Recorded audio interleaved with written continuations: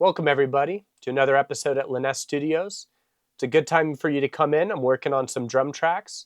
We're going to be doing some processing. These are the raw files from my good friend Bryce Weston, who's now touring with Black Flag. He's the new official drummer of Black Flag over in Europe right now. They're doing a tour. So let's dive in here. Here's my tracks. We got kick in, kick out, kick port, snare top, snare bottom, hi-hat. We have our three toms, a 12-inch, 16-inch, and 18-inch.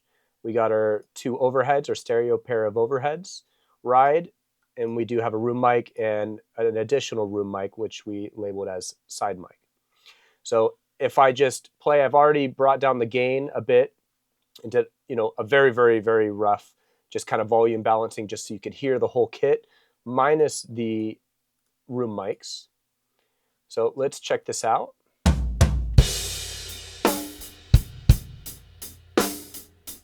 So one of the first things I check when I'm looking at this stage at the very beginning of the takes is just the overall vibe. And of course, it depends on the song that we're working on, how we want it to blend in the song, the tones that I think the drums are going to be needing to eventually be at.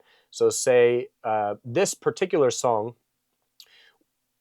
we want the tone to be similar to like a Nothing Else Matters Metallica, really deep kick, just really just in the pocket and just powerful. So some of those decisions you want to make, your EQ and your compression before you even blend it into your song. And of course, you'll do some adjustments after the fact as you mix it in with the song. So listening to the kicks first, I want to be able to, especially when I have three different versions of kicks, I want to decide what's going to be my thump and which one's going to be more of my beater tone. And then I can blend those. And we do have a third one, so I have room to blend even more. So why don't I just start isolating each track. I'll just go through one at a time so you can hear what they sound like, not all together. And then we'll go through our processing. So here's our kick in.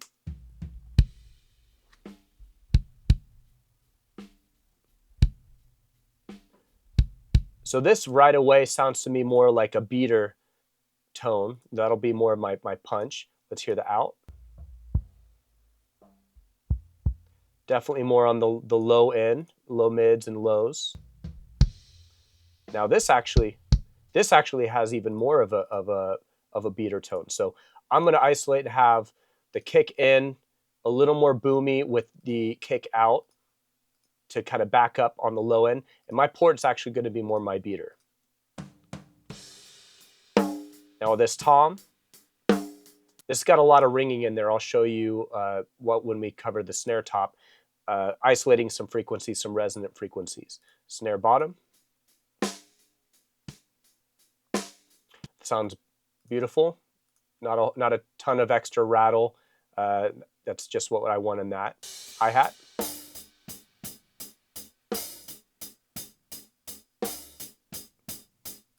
Pretty good hi-hat. Usually in my drum blending, I don't have the hi-hat as high in the mix. Usually I get most of my hi-hats from my overheads, but again, when we're going through the processing, I'll show you how I treat hi-hats. Our 12-inch tom, our 16-inch, and our 18-inch. We got our overheads.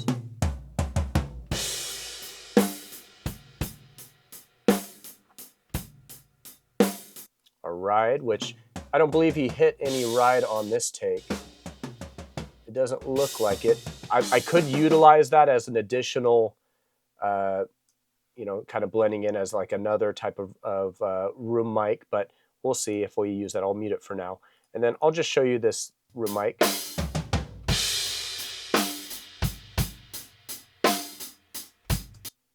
And then our, what did I do here?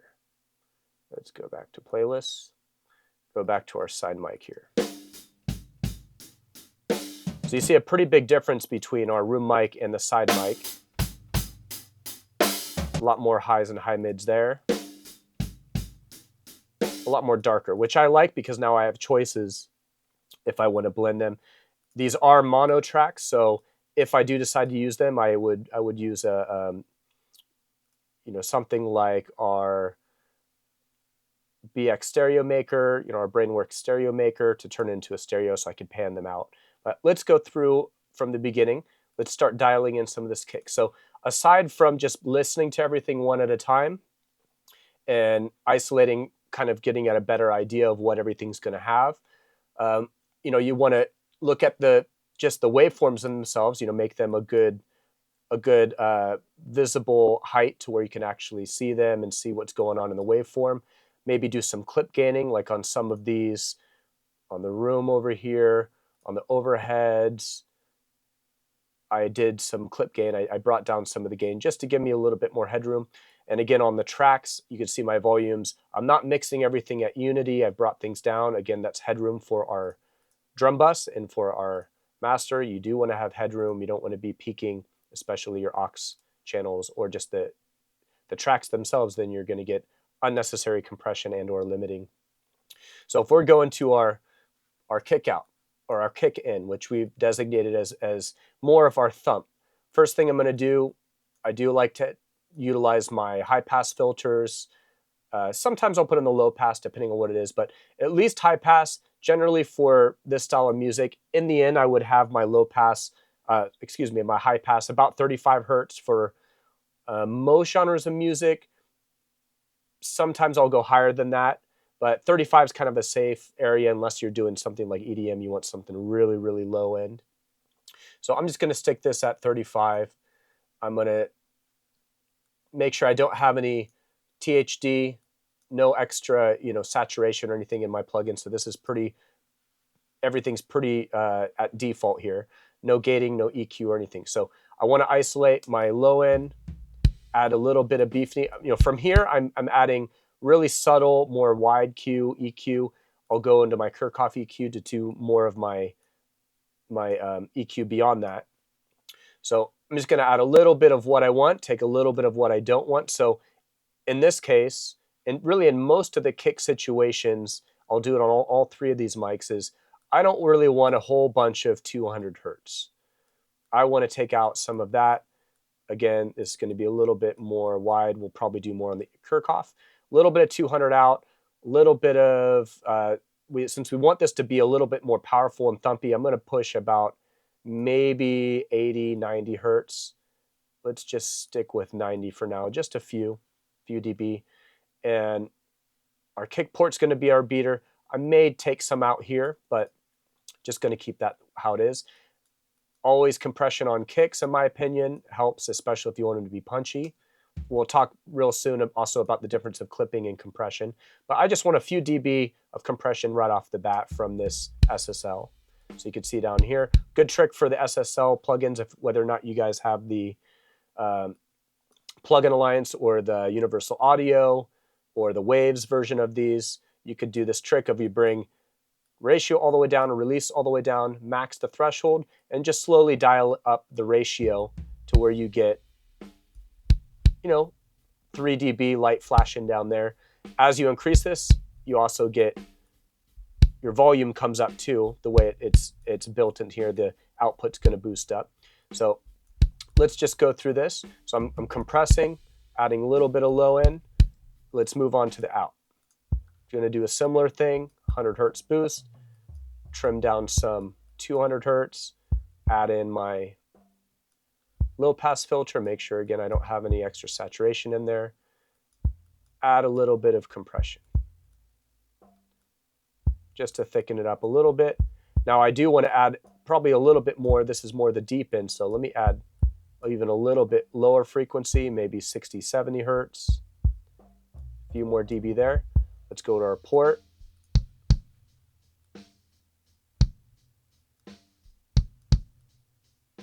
I am still going to add some low end here just for the fun of it because we want it to be beefy.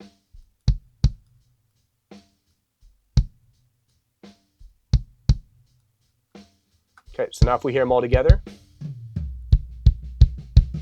Now, of course, this is a little bit too low end. I want to get this more muddy sounding kick out a little bit lower in the mix. So let me start actually with my beater here.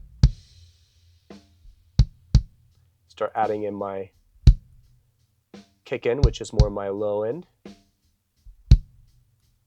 And then maybe a little bit of the kick out, but right off the bat, I don't feel like I need a whole lot of it. I might just add a little bit because it is just adding a little more depth in there, just a little bit extra frequencies. You know, one thing you could also make sure you check, since they are different mics, is your phasing. If you zoom right in, make sure you don't have one that's going up and then down and the other one going down then up, then they're going to null each other. So phasing is important to check, especially on your kicks and your snares. So the three of these together sounds pretty good. Let's move on to our snares. Snare top. Again, once we get through all of these on the SSL, I'm going to go in and do some of the more fine tuning at the end. So snare top. Again, we have some ringing here that we want to take care of. You know, that metallic ringing, maybe there weren't enough moon gels on the snare, but we're going to isolate some of those resonant frequencies. Let's put in some high pass. I can go higher on this. On the snares, generally I try to go maybe 100 hertz or so. Definitely want some compression right off the bat.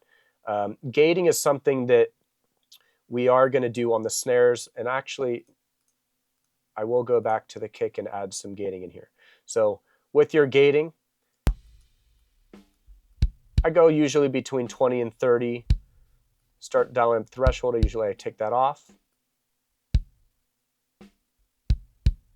And you find a point where it keeps its gain reduction until you actually get what you're wanting to be let through go. So I don't want any snares triggering this.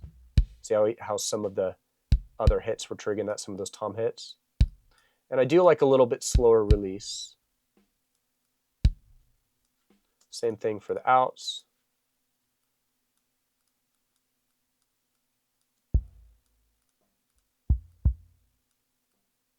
And this just helps some of that extra bleed get cut out so you can really isolate the frequencies you want.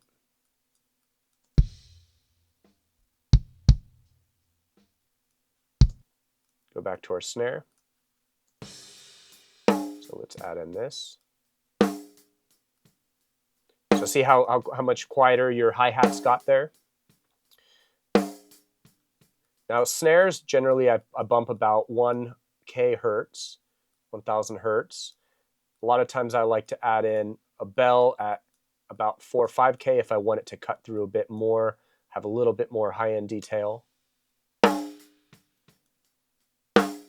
Again, we're going to take care of that ringing. And of course, dial in some more compression. I could go harder on the compression. Generally on a hard-hitting part of your drum, like your kick or your snare, you can sometimes go up to even like 4-to-1 or 5-to-1 ratio.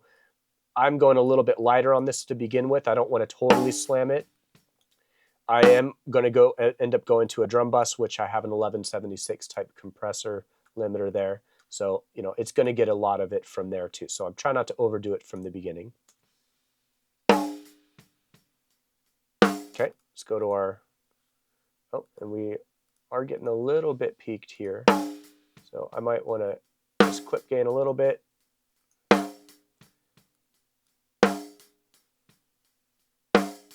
Okay, onto our snare bottom. I'm just going to go through these quicker since I've explained it.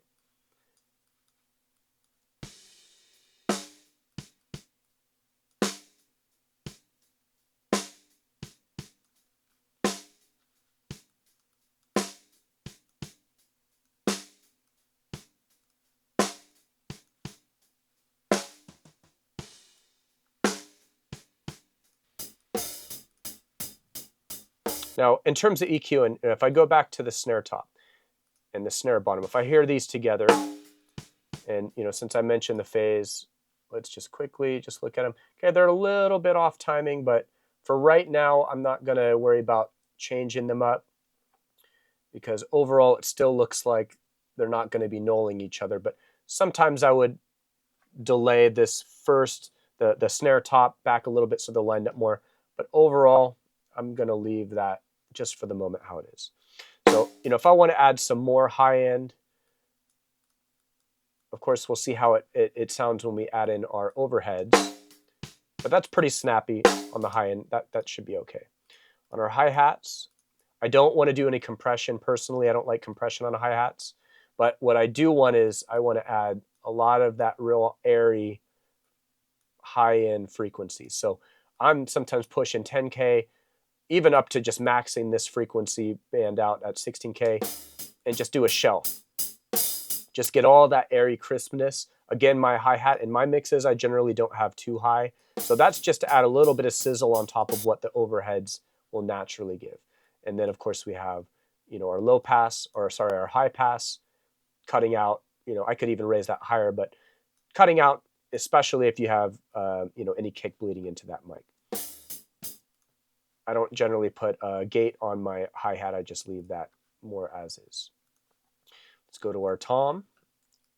And I might as well add in some of these. Let's go to our toms. I definitely want gate on toms. You can use more of an expander for toms. Sometimes I'll still use compression. A lot of people like the sound of expanders more, but depends on the song, depends on the source, on how it sounds. Sometimes I do like to still use compression on the toms.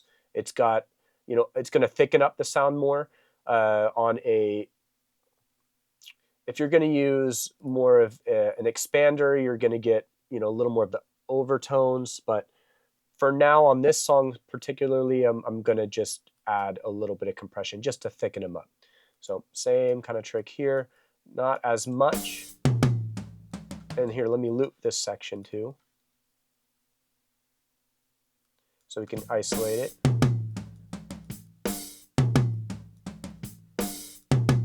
On the toms, I like to have a little bit more gain reduction, so you're not hearing so much bleed from, the snare and the cymbals.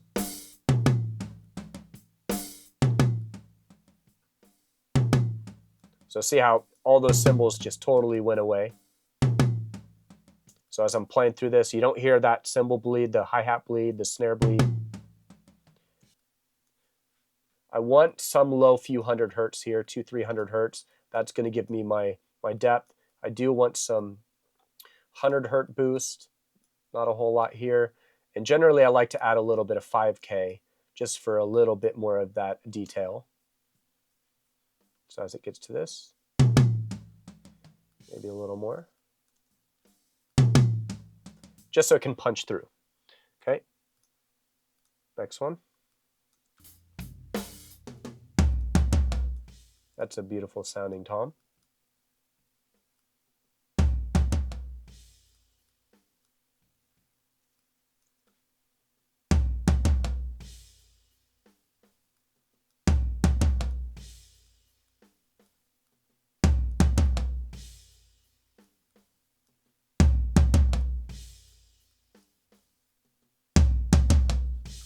Okay, next one. It's 18-inch.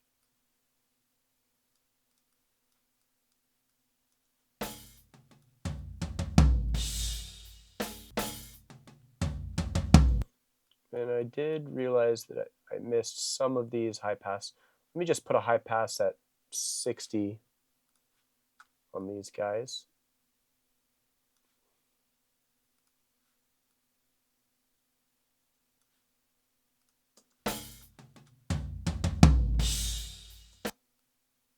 That's beefy.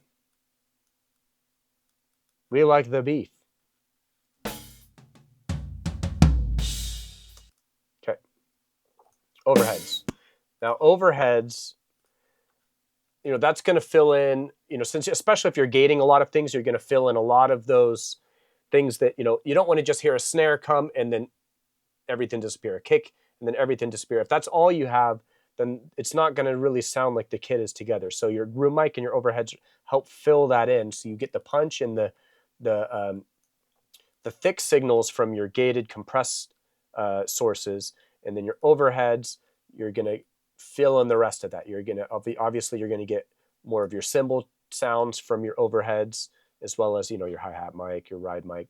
But overheads, I don't want to compress this. I don't want to gate this. The main things I'm doing, I'm boosting highs. If the snare is a little too strong in the overheads, I might drop my 1K. if the cymbals are a little bit, or snare and cymbals, if everything is a little bit kind of piercy, depending on the drummer that played the cymbals used, how it was mic'd, if it were EQ, if EQ was applied during the recording process. I'm careful of that 4,000 hertz, 5,000 hertz. Sometimes I'll drop that just to make way for the snare and the toms being able to cut through there from the individual sources, and I'm boosting the high frequencies. Again, I want more air, I want more crisp and sizzle.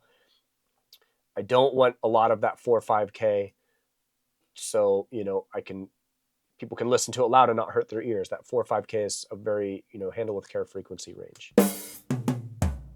So let me just play this through. So this was without the high end boost. See how much more crisp that became in my high pass.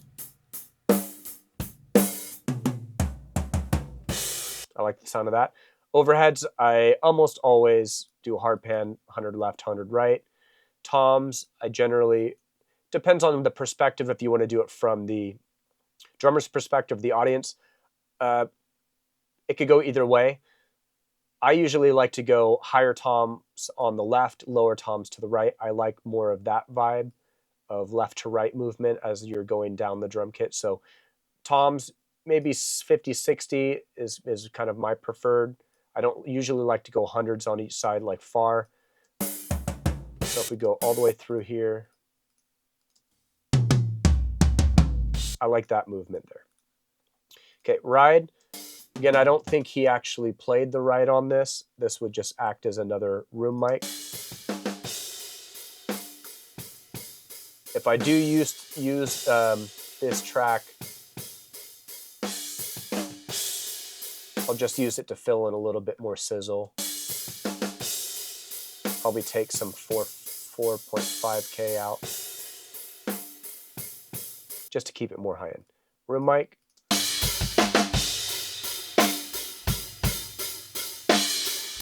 Right away, I'm kind of automatically thinking I want to bring that 4 or 5K down.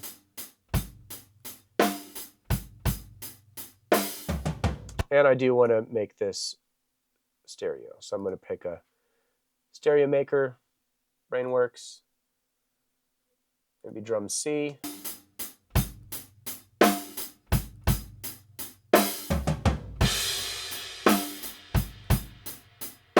So this is without them.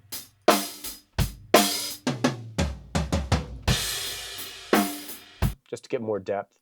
I'm going to copy the same plugins to my side mic.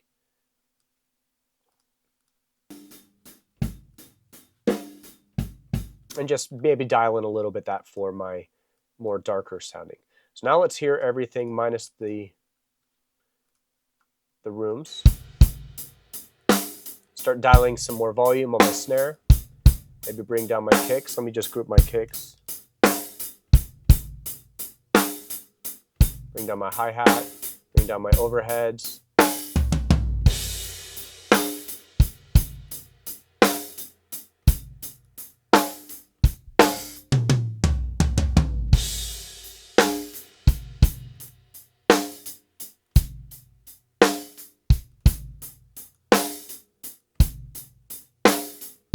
So first thing, right off the bat here in this, it's coming together a little bit, but that ring of that snare is really bugging me. So now we're going to go through our Kirchhoff EQs and do more surgical EQ. And this is good so you guys can visually see it better. So one way to do this, really, in my opinion, the best way, and probably what everybody would recommend that does this, is make a very, very sharp, narrow, high Q band, bell band, and then start sweeping through. You could loop a section or just one hit. Start sweeping through while you're soloing that frequency. And you could actually even go a shorter loop.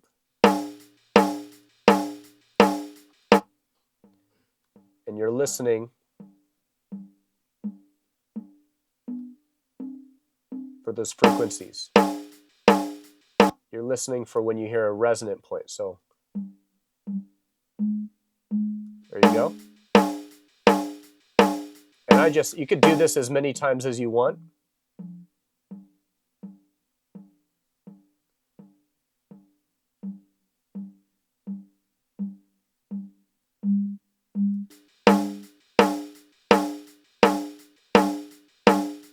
There isn't a one-size-fits-all for this. It depends on, if you do want to keep some.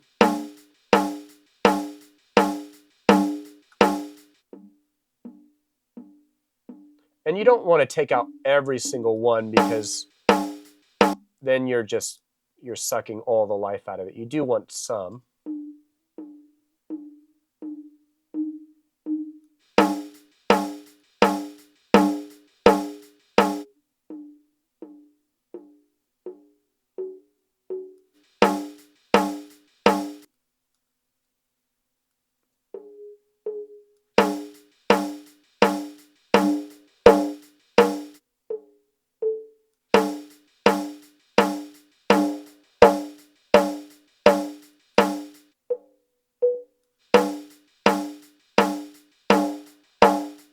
You could also do a little bit wider, just to kind of find more of the range. Like if you really don't like all the resonant frequencies in a particular range, you can more isolate that. So let's make this narrow again. If it'll let me. There we go.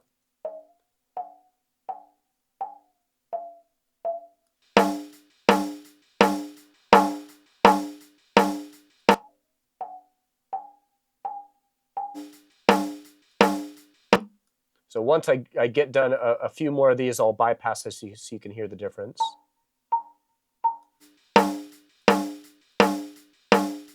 Now the beautiful thing about this Kirchhoff EQ, I believe it can do up to 32 bands, so you have a whole lot of these you can do just within a single plugin, or single instance of the plugin.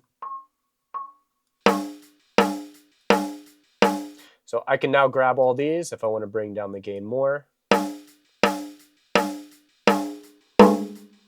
That's what we're taking out, all these.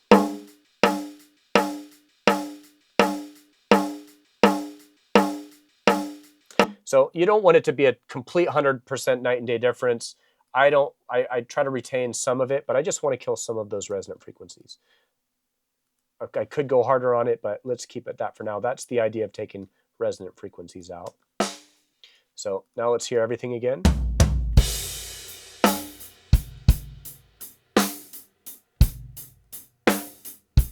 Now your balance of your snare top to snare bottom is going to be, kind of just a taste. If you want it to sound more rattly, like that, then you're going to dial in more snare bottom. If you want it to sound more of your typical snare top,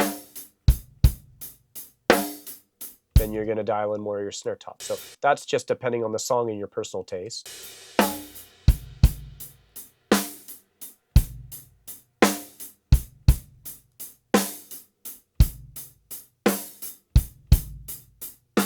I like it about there. Let's take our hi-hats down. Let's work on our fills. Too strong. Excuse me.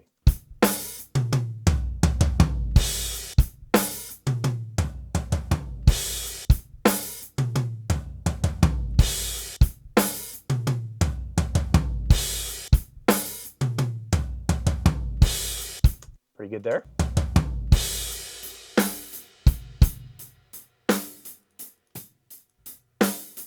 Now let's see if we want to utilize some of these last three mics. The right I'm considering at this point just another room. That's it, again by itself.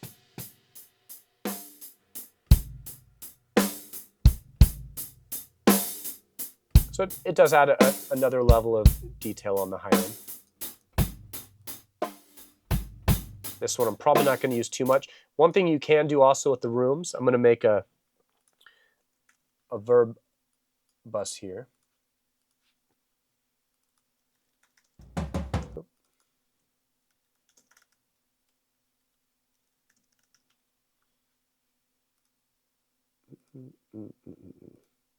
And for our verb, let's just use, oh, I need to make that stereo. Redo.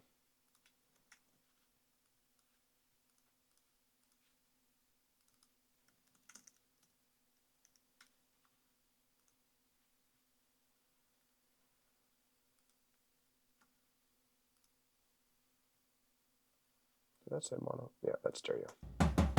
So right away, let's just say,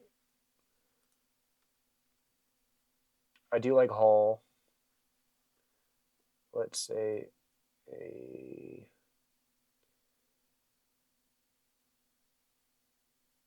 a bright Hall.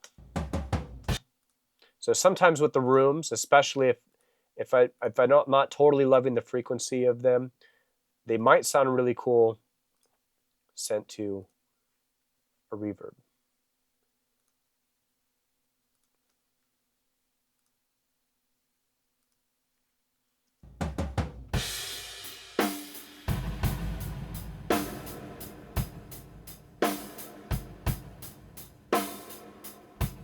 I might do the same thing just to try out with this other one. Let me bypass it first. So kind of plain. Once you add that in there, it's got to have a cool dimension. So let me dial these both in. Might even throw that on here too. It's a little bit long of a decay, so let me bring this decay down a bit.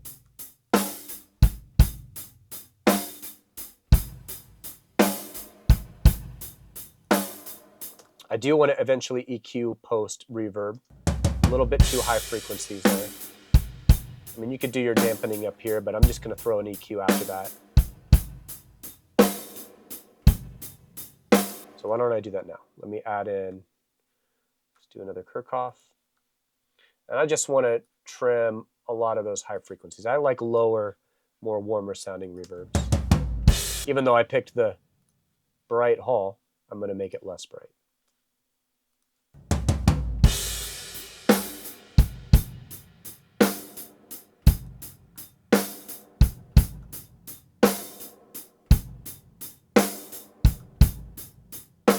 So let's get to the ending here.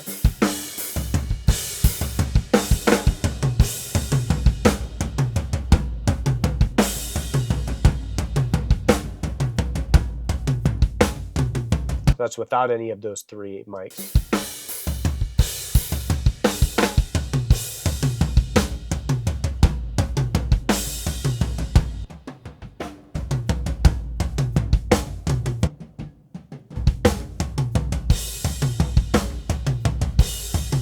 And I do want to send my snare out to our reverb.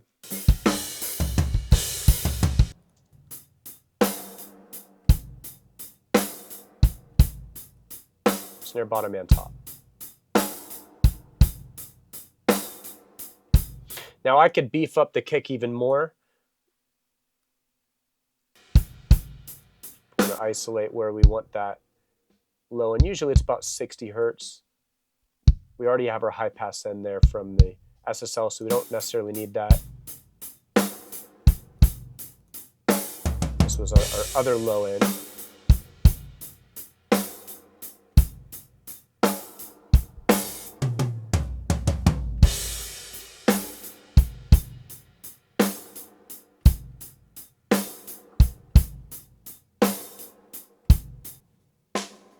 Now I'm going to go back over and dial in a little bit more on my Kirchhoffs.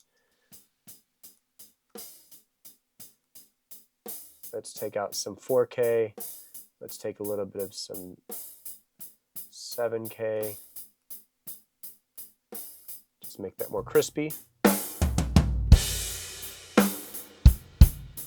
I want that high tom to be a little deeper.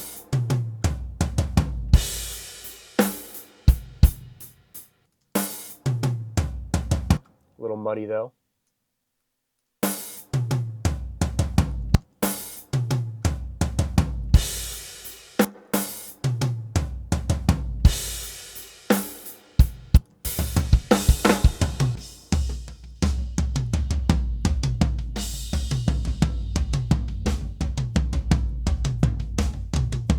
So even just soloing the toms, I'm getting a bit muddy there. So I want to take out a little bit of this 3 to 500.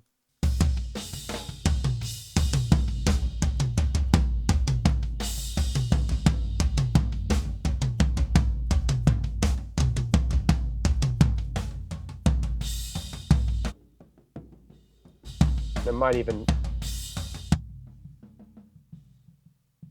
take some of that back out. That 200 hertz that we boosted up here.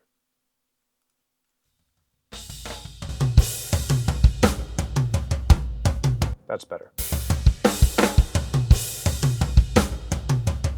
Okay, so last thing I'll do right now, and again, this is always just a first pass. If you're gonna be dialing it in with your song, you're gonna make changes while you're mixing in with your song, but just to get everything prepped enough to where you can put it in there with whatever song you're working on, and at least have everything kind of treated individually and mixed decently well together to where you can go from there once you start blending in your other elements of your song. Lastly, I'm gonna add in my 1176. So this usually I have in 4:1 ratio. You can do, messing with your attack and release. Even just the default settings on most of these are a pretty good start. Faster attack, I mean, it is a FET compressor, so you want to have a faster attack. That's what it's made for. But not too fast to where you're going to kill the transients. That punchy part of your signal, that biggest spike at the beginning of your hit. So semi-fast attack, really the default is kind of where you want it. Release, a little bit slower of a release. Again, our default is basically where we want it. So we're going to be dialing in our input to the point where we're going to start having it. Let me engage this again. So of course it's going to hit the things that are the loudest, which would be your kicks and your snares, which is fine because we want to beef up those kicks. We want to squish them a bit more. After I put this in, I'll bypass it again and I'll talk briefly about our options of clipping if we want to, and then we'll end our video. So let me just dial in a little bit of this input to where it's hitting the kick and the snare. Output you would base off of, if you have enough headroom on your drum bus, go to your master channel. But that's bringing the kick and the snare down into the rest of the drums. We have our cymbals obviously getting more prominent there. So it's kind of blending them into each other a bit more. I can even bring our input down more.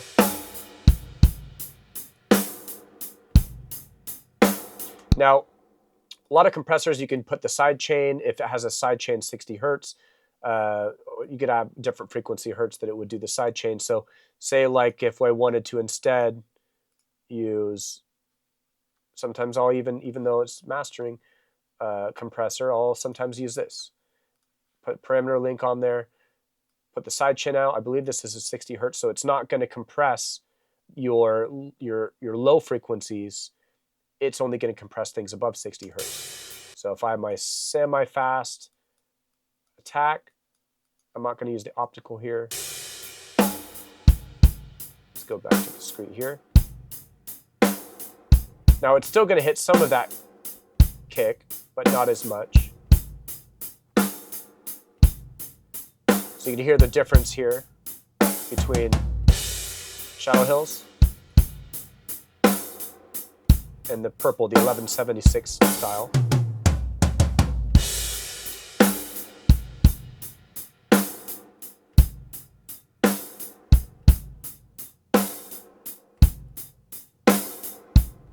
So definitely the purple is a little more aggressive. 1176 style is more aggressive.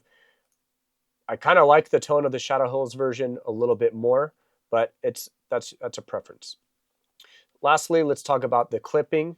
If we want to use a clipper. So sometimes you want to get a little bit more aggression on your kicks and your snares specifically. One thing we can do with that is adding in, some THD, some harmonic distortion. That can just add a little bit more grit to your signal. So if I add in say, let me unlink these, ungroup these.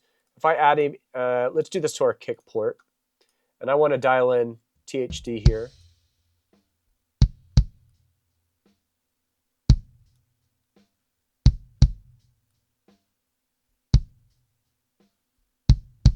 It's more of a subtle thing, but it can add a little bit of character, and a little choices like that do add up.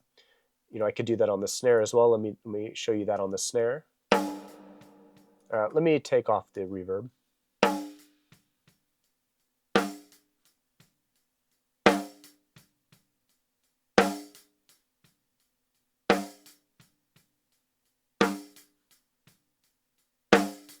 So it gives it like a good, 5% or so, just a little bit more beef. Clipping would be another option. We do have our compression that we generally want to do, especially on our hard-hitting elements like our kick and our snare. But we do have, as another option, if we want to use a clipper, that can have some more aggressive effects on it. Now, let me bring up this Brainworks clipper here. Let me solo this. So clipping, instead of compressing your signal down, the hardest hitting level of your signal just down, still retaining your waveform the same shape, a clipper is going to chop off the top of your waveform. And now you're going to get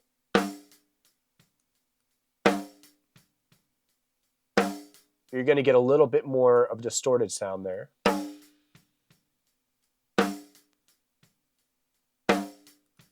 Bypassed.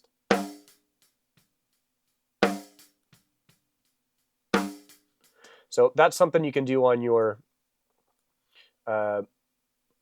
snares, on your kicks especially. I mean, you could try it on any instrument or source that you want, but sometimes it'll be good, sometimes not.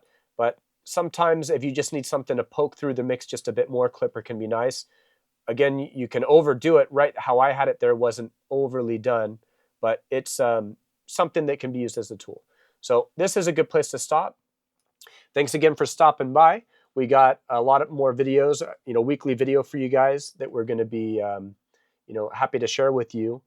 We're going to have a video coming up, I believe next week, for our drum review, our guitar review video. We're going to go through choosing guitars, choosing amplifiers, what you look for in guitars. We have a good friend of ours that's going to be here in the studio, and we're going to be happy to bring him to you guys. So tune in. Please like and subscribe. If you have any comments on how you like to process drums, let us know down in the comment section. We'll see you later. All right. Welcome, everybody. So don't do the welcome, everybody. Welcome, everybody. What's up? Welcome back. How did you get in here? I'm waiting for you to come into the studio so I can teach you drums. Oh, hey, welcome everybody. Oh, fuck, that's so weird. Hey. Hey, you. How did you get past security?